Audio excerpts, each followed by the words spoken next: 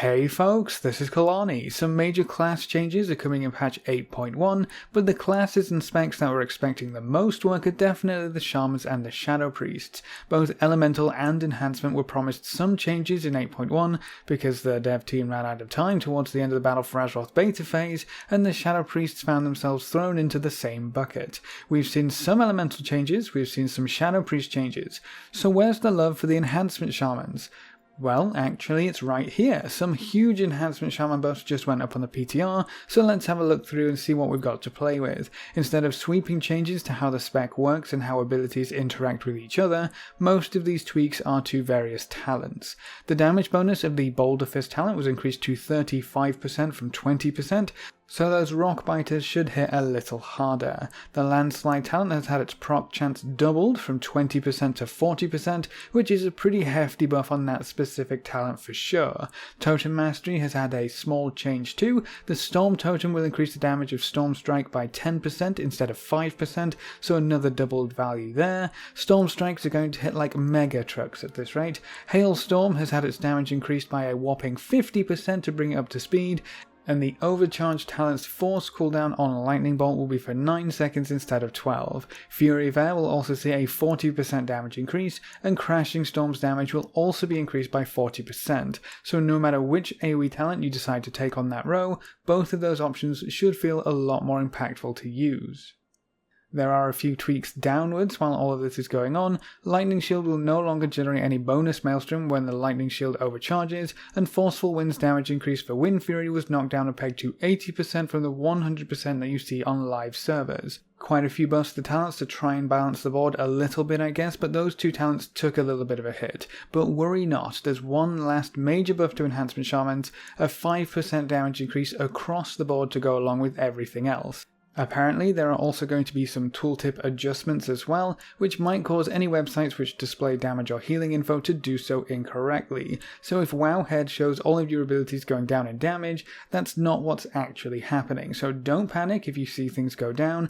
Enhancement should be looking to receive a buff if these changes go through as is. Of course, we are still on the PTR, so all of this is subject to change. Some numbers might go up before this hit live servers, some numbers could go down. Be sure to keep an eye out for more PTR news. If you're playing an Enhancement Shaman right now, what do you think of these changes? Do you think they'll help address some of the issue Enhancement has, or do you think it's just a band-aid fix that won't do enough? Let me know in the comments section below. It's pretty lame that Enhancement Shamans are getting a bad rep because they got left behind a little bit with class changes. From what I've seen, they don't seem to be doing too badly for themselves, but saying that, our raid doesn't actually have an Enhancement Shaman at all, so my experiences are definitely limited.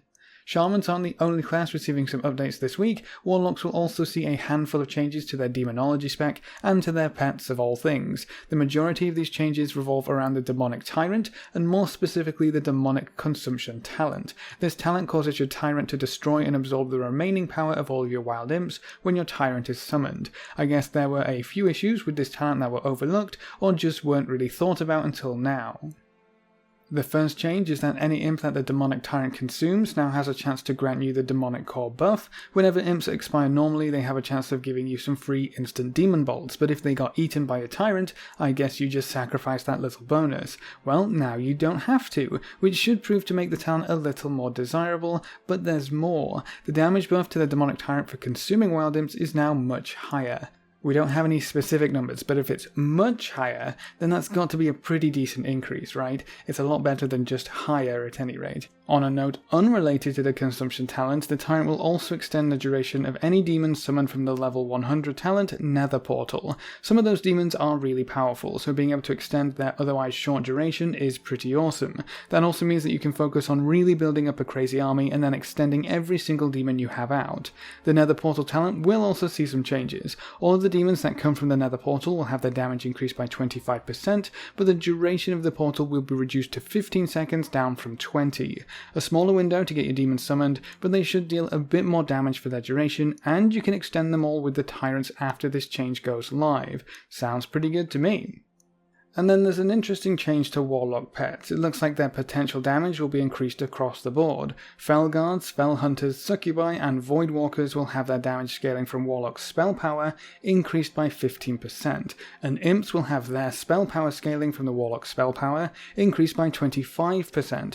This might not actually end up as that much of a difference though. Apparently these changes were introduced to offset a bug with Warlock pet energy regeneration. They were gaining bonus energy faster than expected, so after that was fixed, their damage dropped a little bit. These buffs are apparently there to try and offset that bug fix, but I wonder if the scaling increase will change how pets power up throughout the expansion as we get better gear.